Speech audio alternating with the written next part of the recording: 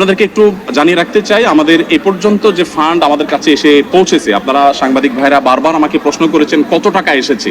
আমরা ফিগারটা এক্সাক্ট আপনাদেরকে বলতে পারিনি। গতকাল অর্থাৎ বৃহস্পতিবার একেবারে অফিস শেষে আমাদের কাছে যে আপডেট এসেছে আমাদের অ্যাকাউন্টস থেকে, সেটা হলো আল্লাহ তাআলার অশেষ অনুগ্রহে, সাধারণ মানুষের আস্থায় আমাদের ত্রাণ তহবিলের টাকা 100 কোটি ছাড়িয়েছে।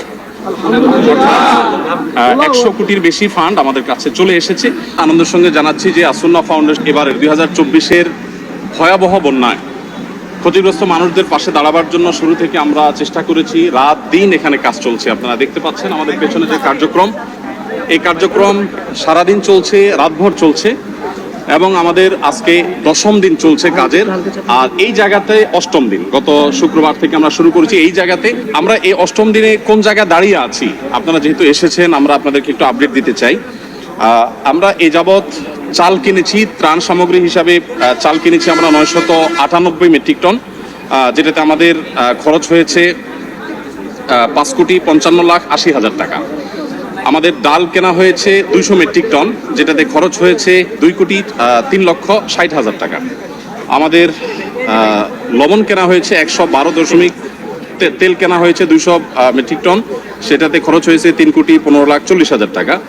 আর লবণ কেনা হয়েছে 112.50 মেট্রিক টন, যেটাতে খরচ হয়েছে আমাদের 38,30,000 টাকা। এবং আমাদের খেজুর কেনা হয়েছে 120 মেট্রিক টন, যেখানে খরচ হয়েছে আমাদের 4,60,50,000 টাকা। আর সুগার অর্থাৎ চিনি কেনা হয়েছে 20 টন, সেখানে খরচ হয়েছে আমাদের 23,91,200 টাকা। চিড়া কেনা হয়েছে 40 টন, সেখানে খরচ হয়েছে আমাদের 22,51,000 টাকা। এবং পানি কেনা হয়েছে 100 টন, যেখানে খরচ হয়েছে আমাদের 9 লক্ষ টাকা। আর ভুসি অর্থাৎ গোখাদ্য কেনা হয়েছে 67.38 মেট্রিক টন, সেখানে আমাদের খরচ হয়েছে 29,06,750 টাকা। সর্বসাকুল্যে আমাদের মালামাল কেনা হয়েছে 1,857.88 মেট্রিক টন। ত্রাণ সামগ্রী কেনা হয়েছে এ পর্যন্ত, যেখানে খরচ হয়েছে 16,58,08,950 টাকা। আর আমরা পানি একটু শুকিয়ে গেলে, বন্যার পানি একটু শুকানো শুরু করলে 1 লক্ষ পরিবারকে 25 কেজি করে চাউল দেবো ইনশাআল্লাহ। কারণ আমরা জানি যে বন্যার পানি শুকিয়ে গেলেই কিন্তু মানুষের কষ্ট শেষ হওয়া নয়, বরং অনেক কষ্ট তখন শুরু হয় নতুন করে। বিশেষ করে যারা ছোট ছোট ব্যবসার উপরে ডিপেন্ডেন্ট ছিল, সেগুলো শেষ হয়ে গেছে, তারা নতুন করে দাঁড়াতে আরও সময় লাগবে। তারা যেন দাঁড়াতে পারে এবং 15 দিন 20 দিন যাতে অ্যাটলিস্ট তারা আরও চলতে পারে, সেজন্য আমরা 1 লক্ষ পরিবারকে 25 কেজির করে চাউলের বস্তা দেব। এখানে আমাদের লাগবে হলো 2500 টন। এর অর্ডার আমরা ইতিমধ্যে দিয়ে ফেলেছি, অর্থাৎ পারচেসিং হয়ে গেছে। আগামী 3 বা 4 তারিখ থেকে আমরা ইনশাআল্লাহ 3 তারিখে মাল ডেলিভারি পাবো, 4 তারিখ থেকে আমরা ডিস্ট্রিবিউশন শুরু করব। ফেনীর যে সমস্ত এলাকা শুকিয়ে গেছে সে এলাকাগুলোতে বিশেষ করে, সেখানে আমাদের খরচ হবে 14,15,00,000 টাকা। সর্বসাকুল্যে আমাদের মোট মালামাল যেটা এই পর্যন্ত আমরা কিনেছি, যার কিছু প্রস্তুত হয়ে বিতরণ হয়ে গেছে, কিছু প্রস্তুত হচ্ছে, আর কিছু ডেলিভারির অপেক্ষা আছে, সব মিলিয়ে দাঁড়াচ্ছে হলো 4,357.88 মেট্রিক টন ত্রাণ সামগ্রী।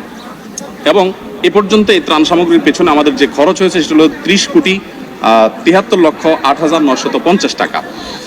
আপনাদেরকে একটু জানিয়ে রাখতে চাই, আমাদের এ পর্যন্ত যে ফান্ড আমাদের কাছে এসে পৌঁছেছে, আপনারা সাংবাদিক ভাইরা বারবার আমাকে প্রশ্ন করেছেন কত টাকা এসেছে। আমরা ফিগারটা এক্সাক্ট আপনাদেরকে বলতে পারিনি। গতকাল অর্থাৎ বৃহস্পতিবার একেবারে অফিস শেষে আমাদের কাছে যে আপডেট এসেছে আমাদের অ্যাকাউন্টস থেকে, সেটা হলো আল্লাহ তাআলার অশেষ অনুগ্রহে, সাধারণ মানুষের আস্থায় আমাদের ত্রাণ তহবিলের টাকা 100 কোটি ছাড়িয়েছে। 100 কোটির বেশি ফান্ড আমাদের কাছে চলে এসেছে। এই ফান্ডটা আমরা কিভাবে খরচ করব আপনাদেরকে একটু আমরা জানিয়ে রাখতে চাই, আপনাদের মাধ্যমে মানুষকে আমরা জানিয়ে রাখতে চাই। প্রথমত একটু বলে রাখি, আসুন্নাহ ফাউন্ডেশনের সমস্ত প্রজেক্টগুলো বাস্তবায়ন করার আগে আমরা পাবলিকলি ঘোষণা করে বেনিফিশিয়ারি নির্বাচন করি, যাতে কোনো প্রকার পার্সিয়ালিটি না হয়, প্রত্যেকে যেন সমানভাবে পায়, ধর্ম বর্ণ নির্বিশেষে যেন সবাই সুযোগ সুবিধা পায়, সেজন্য আমরা বিশেষভাবে মনোযোগ রাখি। আর আমাদের প্রজেক্ট বাস্তবায়ন শেষে আমাদের প্রত্যেকটা টাকার হিসাব পাই পাই করে আমরা সোশ্যাল মিডিয়ার উন্মুক্ত প্ল্যাটফর্মে দিয়ে থাকি। আমরা 2022-এর বন্যায় অর্থাৎ সিলেটের বন্যায় 18 কোটি টাকার কাজ করেছিলাম, তার প্রতিটি টাকার হিসাব আমরা সোশ্যাল মিডিয়াতে দিয়েছিলাম। তেল কোন কোম্পানির কত টাকায় কিনেছি, আমরা কি পরিমাণ কিনেছি, লবণ চাল, প্রত্যেকটা জিনিস আমরা ডিটেল এভাবে দিয়ে থাকি। তো এবারও ইনশাল্লাহ তার ব্যতিক্রম হবে না, প্রত্যেকটা টাকার হিসাব আমরা যথারীতি ইনশাল্লাহ যত সময় দিয়ে বলা চাইন। তো এটা এখানে তো আপনার আমরা মৌলিক হিসাবটা দিয়েছি, এটার ডিটেল একটু একটু করে প্রতি লিটারের দাম কত পড়েছে সেগুলো ইনশাল্লাহ ডিটেল আমরা একেবারে চার্ট আকারে সোশ্যাল মিডিয়াতে আমাদের ভেরিফাইড ফেসবুক পেজ আমরা দিয়ে দিব। এখনো পর্যন্ত আমাদের এখানে ত্রাণবাহী 80টি গাড়ি গত কয়েকদিন আমাদের স্পটে পৌঁছেছে। আবার সেনাবাহিনীর মাধ্যমে আমরা অনেকগুলো কাভার্ড ভ্যান হস্তান্তর করে দুর্গম এলাকাগুলোতে তাদের মাধ্যমে বিতরণ করেছি আমরা। আজকে আমাদের এখানে যে কাজ চলছে, আজকে আমাদের এখানে সকাল থেকে জোহরের আগ পর্যন্ত 8টা কাভার্ড ভ্যান ফিল আপ হয়ে চলে গেছে এবং আজকে সর্বসাকুল্য আমাদের 23টা কাভার্ড ভ্যান ইনশাল্লাহ পড়বে। এখানে যে কাভার্ড ভ্যানগুলো আছে এগুলো মাল আনলোড হওয়ার পর আবার লোড হওয়া শুরু হবে, একদিক থেকে আনলোড হয় আর দিক থেকে লোড হয়। এখানে প্রতিদিন 2 থেকে 2,500 মানুষ কাজ করছে, সবাই স্বতঃস্ফূর্তভাবে কাজ করছে। এখানে ঢাকা ইউনিভার্সিটির সম্মানিত প্রফেসর, সিনিয়র প্রফেসর আছেন, কাজ করছেন, আমি চিনি ব্যক্তিগতভাবে। এখানে বাংলাদেশ সেনাবাহিনীর কর্মরত ব্যক্তিবর্গ, সদস্যগণ তারা আছেন, কাজ করছেন ছুটির দিনে। আবার এখানে কয়েকজন হিন্দু ধর্মাবলম্বী ভাইরা কাজ করছেন এবং আমাদের আজকে দুপুরের খাবার ছিল বিরিয়ানি, তাদের জন্য আমরা আলাদা খাবার প্রস্তুত করেছি। যেহেতু আমরা জানি আমাদের হিন্দু ধর্মাবলম্বী ভাইরা গরু গোশত খান না, তাদের উপযোগী খাবার আমরা প্রস্তুত করেছি এবং তারাও কিন্তু এখানে শ্রম দিচ্ছে।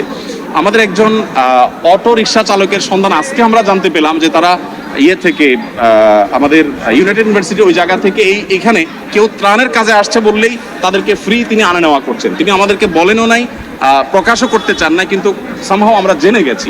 তো স্বতঃস্ফূর্ততা কতভাবে হতে পারে, কত ধরনের হতে পারে, সেটা আসলে আমরা আপনাদেরকে মানে বলে বুঝাতে পারবো না যে মানুষ কতভাবে স্বতঃস্ফূর্তভাবে কাজ করতে পারে এখানে, সেটা এখানে চলছে।